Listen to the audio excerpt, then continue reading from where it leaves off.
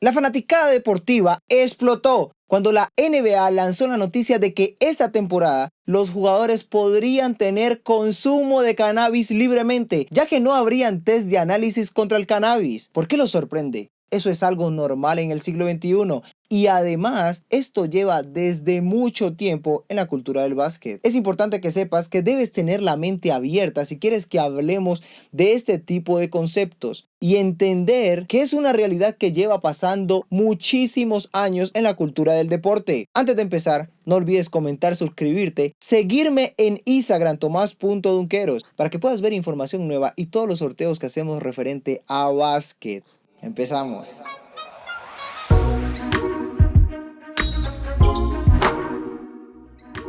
Y cuando hablo de tener la mente abierta, empiezo por este.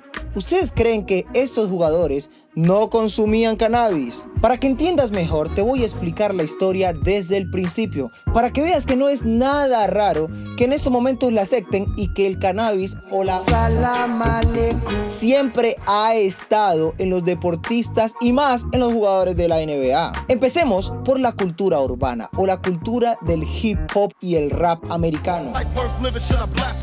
Esta es una cultura afro, así es, de negros, que se basan en 4 bases fundamentales. Primero, la música, exactamente. Tupac Shakur, 50 Cent, Biggie, Snoop Dogg, todos esos cantantes son amantes a un único deporte. Segundo, el arte callejero, así es, el graffiti. Estos son los elementos basados en la cultura urbana. El tercero se basa a la moda y es la vestimenta ancha de estos jugadores de la época.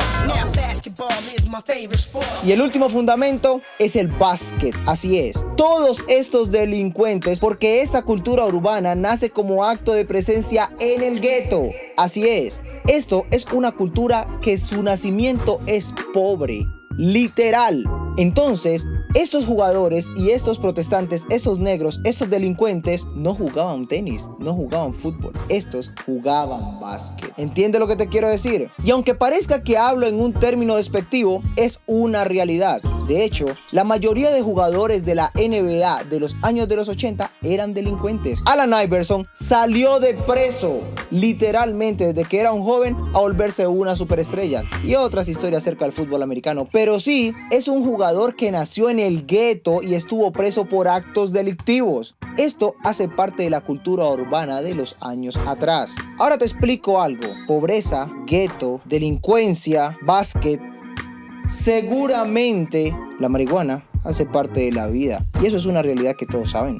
Ahora hablemos de la marihuana. No es una bomba molotov, no es un veneno, es una planta que crece como cualquier otra planta y hay que entender la historia de dónde proviene para entender la segregación que hemos tenido y cómo el sistema ha satanizado esta planta. Ahora quiero aclarar que no estoy promoviendo el consumo de marihuana. Yo en mi vida no consumo marihuana, pero no consumo ni marihuana, ni alcohol, ni ningún tipo de drogas porque no hace parte de mi gusto. Pero en este caso estamos hablando de una planta que siempre ha estado en nuestra sociedad y se ha culturizado muchísimo en la pobreza, literal. Hablemos de los jugadores que han confesado abiertamente el consumo del cannabis. Kevin Durant, J.R. Smith, Carmelo Anthony, son jugadores que lo dicen abiertamente porque su nivel de juego no los va a segregar y porque básicamente no les importa lo que la gente piensa referente a esto. Recuerden que en Estados Unidos el cannabis es legal en muchas partes, tanto medicinal como recreativo, y la cultura es un poco más abierta referente al tema. Para nosotros los latinos sí todavía se vuelve un tabú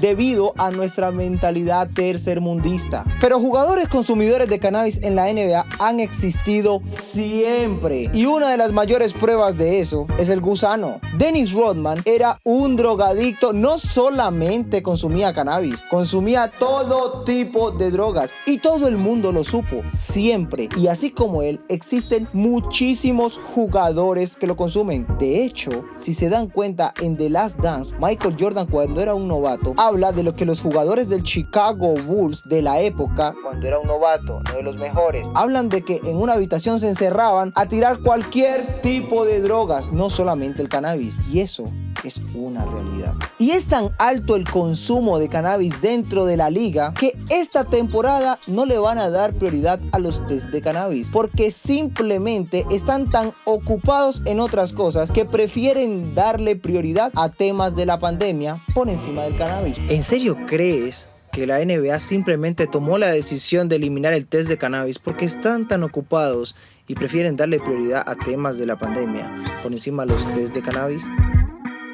Si tú quieres pensar eso, pues es tu decisión, pero abre un poco la mente. Eso es una realidad que ha existido siempre y que simplemente se ha determinado que el cannabis no ha matado a nadie, literal. Aunque nuestros padres sigan pensando que el hecho de que una persona consuma cannabis en pleno siglo XXI te convierte en un delincuente, es algo que ya está muy pasado de moda y que realmente se determina que es mentira. Fácil, muchísimos entrenadores, muchísimos jugadores lo consumen, solo que todavía estamos un poco atrasados referente al tema. Y vuelvo y repito, no estoy promoviendo el consumo de esta, porque no consumo ninguna de ese tipo de sustancias. Pero el alcohol hace mucho más daño que la marihuana, literal, y el cigarro mucho más, y son legales. Apague y vámonos.